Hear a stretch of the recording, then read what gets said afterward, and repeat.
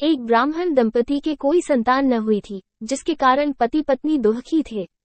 वो ब्राह्मण हनुमान जी की पूजा हेतु वन में चला गया।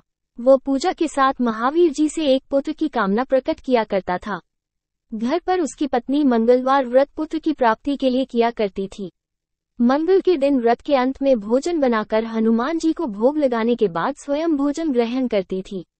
एक बार कोई व्रत आ गया, जिसके कारण ब्राह्मणी भोजन न बना सकी। तब हनुमान जी का भोग भी नहीं लगाया।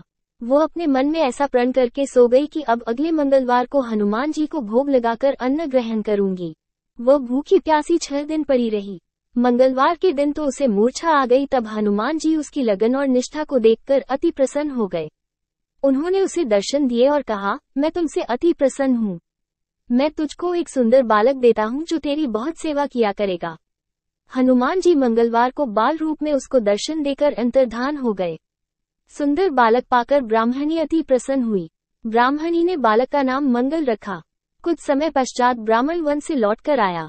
प्रसन्नचित सुंदर बालक घर में क्रीड़ा करते देखकर वो ब्राह्मण पत्नी से बोला, ये बालक कौन है?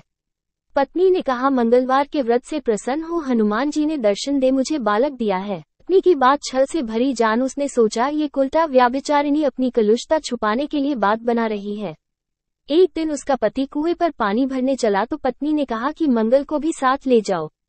वो मंगल को साथ ले चला और उसको कुएं में डालकर वापस पानी भरकर घर आया तो पत्नी ने पूछा कि मंगल कहाँ है? तभी मंगल मुस्कुराता हुआ घर आ गया। उसको देख ब्राह्मण आश्चर्यचकित हुआ।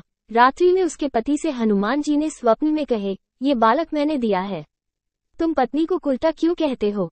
पति यह जानकर हर्षित हुआ। फिर पति पत्नी मंगल का व्रत रख अपनी जीवन आनंद पूर्वक व्यतीत करने लगे। जो मनुष्य मंगलवार व्रत कथा को पढ़ता या सुनता है और नियम से व्रत रखता है, उसे हनुमान जी की कृपा से सब कष्ट दूर होकर सर्व सुख प्राप्त होता है।